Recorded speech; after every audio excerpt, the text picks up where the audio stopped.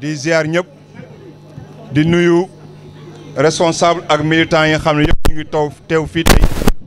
ci montage comité électoral bi ñun parti yi nekk Benno Bokk Yaakaar fii ci Dieuppeul Derklé muy mouvement national Pass-Pass muy LDR Yeesal muy Case Magique di Andu Nawlé di APR di KUR Liggéey Ëllëg di AFP di URD bu ñàkk jëriñu AJ PADS authentique LD PRDS PIT RSD ICS Nouvelle Vision ak yeneen mouvement yi nekk ci commune bi yëpp ñoo décidé ànd liggéey mettre en place le comité électoral de Dieuppeul Derklé pour élection présidentielle bi ñu jëm di le 25 février 2024. élection yi dafa am enjeu bu doy waar enjeu bu dépassé suñuy personne mais enjeu bu dépassé même suñuy bëgg-bëgg ak suñuy gis-gis loolu moo tax bi directive jógee ci kaw ne ñëpp nañu ànd fii à Dieuppeul Derklé ñëpp bàyyi li ñuy liggéey muy Wali Fall di DG Ababacar Sadikh Bey di Ñox Aliou Badara di Awayum di madame Gakou di Maymouna Ndiaye di Daba Ndaw di Samba Sall di ñëpp ñu fi nekk ànd liggéey pour que ñu am victoire au soir du 25 février donc loolu rek moom moo tax ñu ne tey nañu monter ce comité électoral mais di wax rek que ce comité électoral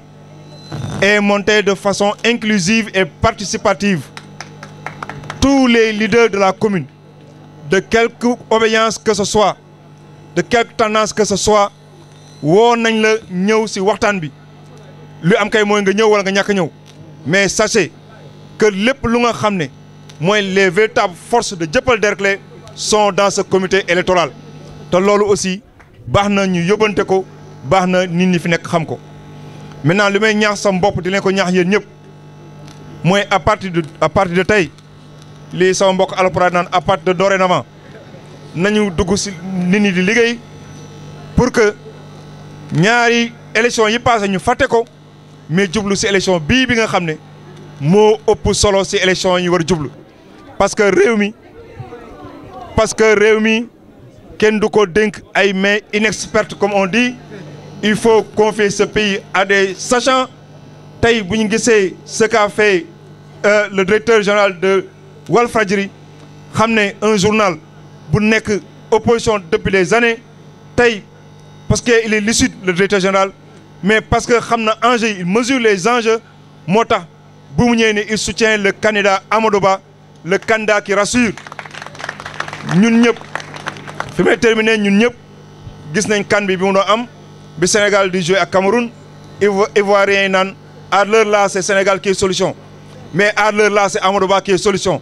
et il faut faire tout pour que Amadou Ba soit la solution salaamaaleykum wa rahmatullah maa ngi nuyu ñëpp ku nekk le ziar.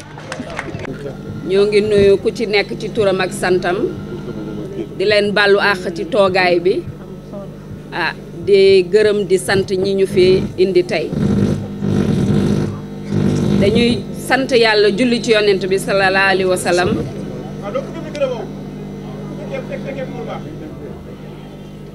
tey ñaan ni ko jaari soo waxee balaa boobu ma présenté membre comité scientifique bi muy Saasi mi fi nekkoon Saasi Cissé mi fi nekkoon di Benoît Ndiaye bi nekkoon ak ñun di man mi Nicole Gakou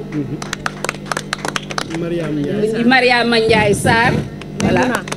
Maymouna Ndiaye Sarr Ludovic mais amoon na ki ku nga xam ne ki le Missa Biaye moo fi ñëwoon mais aussi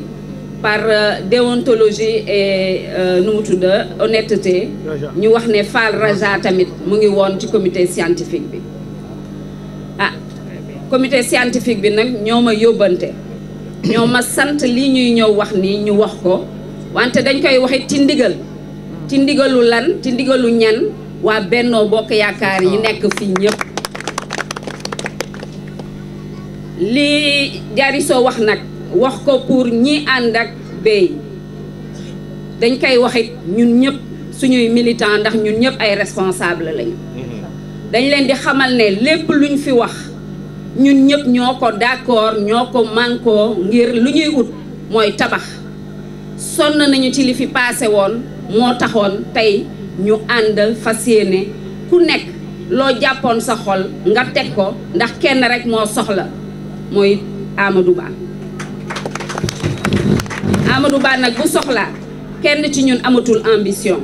kon nag li ñuy ñaan suñu borom mooy lii ñu liggéey mu may ñu au soir du 25 février ñu ne vive Amadou Ba président de la République 5e président de la République wante it ñu wax commune de Dieuppeul Derklé vive ndax gagné nañu élection bi pour Amadou Ba dañuy ñëw ci pôle yi stratégie la ñu tegoon ci moom la ñu réfléchir mais da ngeen di xam ne stratégie xëy na kenn du ko mën a wax fii ndax waxu biir néeg la stratégie bi nag dafa dañu définir ay pôle bi ñu njëkk bi ci njëkk mooy pôle senior bi Badara Fall moo ci ne wante baax na ñu xamal nit ñi ne képp ku bëgg a dugg ci benn pôle na nga ñëw bindu dara tëjuñu ko pôle sage Adune Badara Seck Fatou Thierno Mbeng pôle personne ressource Rokhaya Ndaw Djibi Sow pôle jeunesse féminine dañ ko rattaché au coordonnateur pôle jeune Ablaye Boy Babacar Diop pôle femme comme pré-campagne defuñu ko dañu xalaat ne liggéey bi day bëri ñu xalaat ne nañ ko tas juróom donc juróomi pàcc lañ ko tas Castor ñu ngi ko dénk Fatou Gueye Thioune Dieuppeul moo rattaché ak Liberté 3 ñu dénk ko Awa Koli marché ñu ngi ko dénk Nafi Diop Derklé ñu ngi ko dénk Madame Aïdara Liberté 5 ñu ngi ko dénk Ndeye Marie Ndiaye Ndeye Marie Diagne autant pour moi pôle mouvement de soutien Fatou Tahir Fall Adjara Fall Adja Rama Fall pôle secteur privé Benoît Ndiaye Ibrahima Ndiaye je ne fais que dire Ibrahima Ndoye marché kon pôle secteur privé Benoît Ndiaye Ibrahima Ndoye marché pôle opération électorale Mamadou Fall ak ay experts locaux pôle finance Ndeye Astou Dieng Oulimata Niang pôle sécurité Seydou Ba Abdoulaye Faye pôle organisation et logistique Nawal Gaye Lamine Faye pôle mobilisation et animation Fatma Fall Bintou Ba pôle communication Cheikh Tidiane Diarisso ak Djibi Diallo trésorier Samba Bokar Sall secrétariat administratif Sassi Cissé Maymouna Ndiaye Sarr pôle stratégie Wali Fall Mamadou Ndiaye coordination troisième vice-coordonnateur Nicole Gakou deuxième vice-coordonnateur Awa Youm premier vice-coordonnateur Mamadou Faye coordonnateur Ababacar Sadikh Beye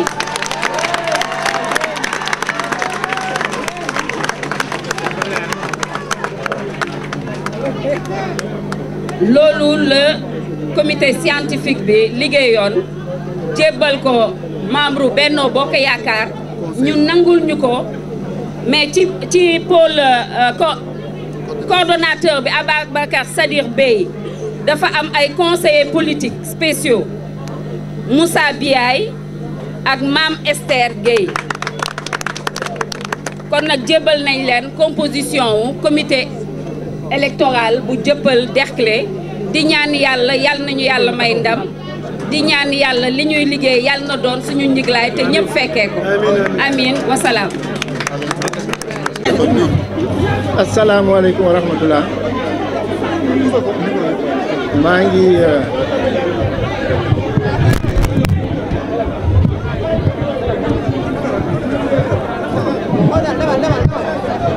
asalaamaaleykum wa rahmatullah mbooloo mi maa ngi leen di nuyu di kontaan ci suñu ndaje bi tey di remercier tous les partis mouvements qui composent Benno Bokk Yaakaar Dieuppeul Derklé di leen wax ne j'accepte avec engagement, avec détermination, mais aussi avec humilité, cette charge, cette mission qui nous est confiée nous tous, sachant que ñëpp ñu taxaw suma ginnaaw fu mu nekk nii ku nekk rek mënoon na coordonner l'effort. C'est un effort extrêmement important pour l'avenir de notre pays. Le 25 février 2024, les citoyens de Dieuppeul Derklé, tout comme tous nos autres concitoyens du Sénégal, seront appelés à choisir leur 5e président de la République. C'est une mission extrêmement importante. C'est des enjeux extrêmement importants pour l'avenir de notre pays. Les 12 dernières années, le Sénégal a connu des performances énormes sur tous les plans. Sous le leadership éclairé et la vision du président Macky Sall, qui a fait toutes les infrastructures de base, qui a mis le Sénégal en orbite pour atteindre l'émergence. C'est des performances qui ont fait un focus sur les infrastructures, mais comme vous l'avez pu le constater aussi, la dimension sociale n'a pas été du reste. Et je n'en veux pour preuve que le programme des bourses de sécurité familiale, la couverture maladie universelle, le PAMU, le PUDC et j'en passe. C'est dire que pendant ces 12 dernières années, le président Macky Sall a mis en place les fondations de l'émergence. Le futur 5e président de la République, Amadou Ba, aura comme mission de finir ce travail. Le président Macky Sall a fait le gros œuvre. Il est temps maintenant que le Premier ministre Amadou Ba vienne et termine ce travail qui va nous mettre sur le chemin de l'émergence pour que tous les jeunes de ce pays puissent trouver de l'emploi. Tous les jeunes de ce pays restent pour construire le Sénégal de demain. Potentiel bi ñu am benn dëkk ci dëkk yi ñu wër yëpp amu ko. Moo tax il est important que ñu wax ak suñu ndaw yi wax leen ne dëkk xale moo koy tabax te dañoo am espoir si ñoom. Ñun nag dinañu xar suñu tànk tubéy liggéey Sénégal ba mu jaar ci yoon bi nga xam ne président Macky Sall tracé na ko, mais en imprimant une vitesse supérieure en imprimant une orientation pour ramener la croissance économique du président Amadou Ba di teg day nekk une croissance économique qui va créer de l'emploi, beaucoup d'emplois pour les jeunes, et il aura un focus aussi sur la baisse du coût de la vie. La baisse du coût de la vie alliée à l'emploi des jeunes, c'est ça qui va créer aussi les conditions de la paix et de la sécurité.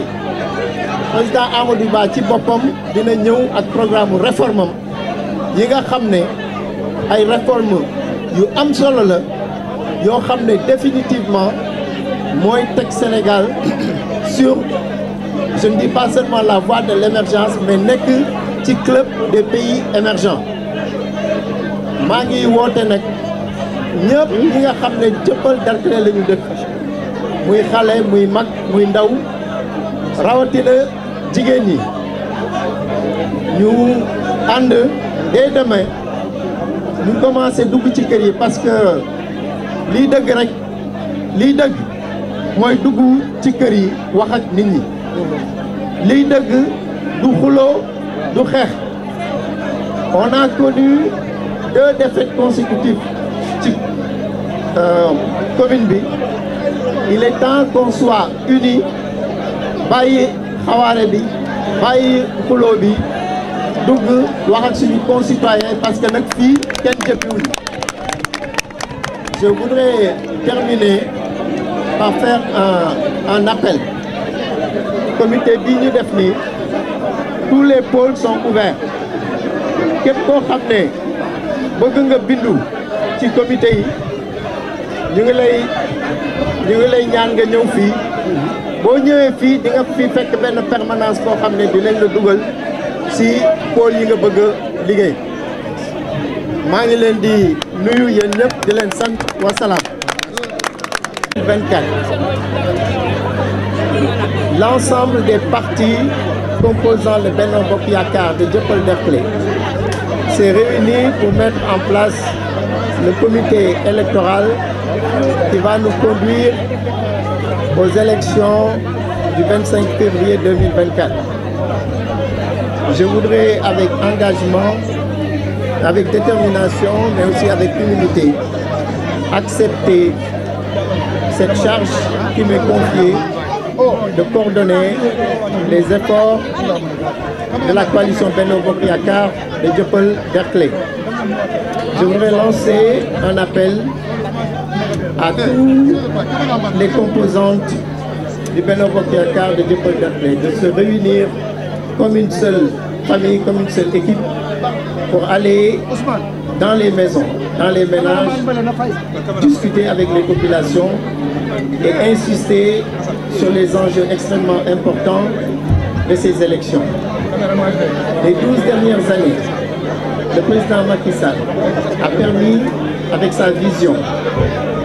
et son engagement, de mettre le Sénégal en orbite pour l'émergence, d'accomplir des performances énormes en matière économique, mais aussi sur le plan social. Le focus a été, bien entendu, sur les infrastructures, et ça tout le monde peut le voir, mais aussi dans le social avec les bourses nationales de sécurité familiale, avec la couverture maladie universelle, avec le PUDC et j'en passe. C'est dire que donc, pendant ces 12 années, le président a fait le gros œuvre. Il reste maintenant au Premier ministre Amadou Ba, futur président de la République,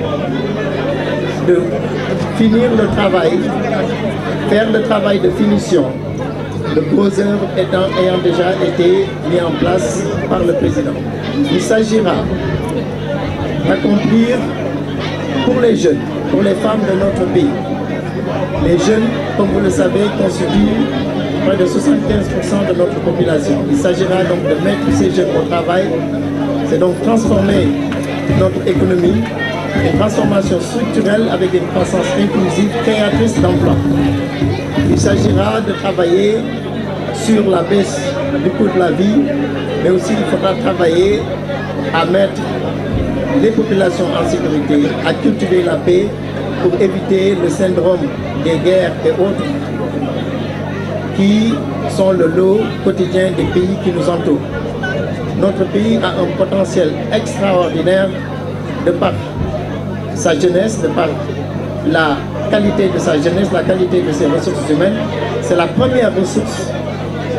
de notre pays, mais c'est un pays qui va devenir très bientôt un pays producteur de pétrole et de gaz. Il faudra donc mettre ce pays entre des mains expertes pour conduire sa destinée et pour en faire le leader dans la sous-région. C'est pour ça que nous allons nous battre comme un seul homme pour gagner, pour que la commune de Dieuppeul-Derklé amène sa pierre à l'édifice et qu'au soir du 25 février 2024, non seulement on gagne la commune de Dieuppeul-Derklé, mais on gagne le département de Dakar, mais on gagne aussi tous les 46 départements du pays. Je vous remercie.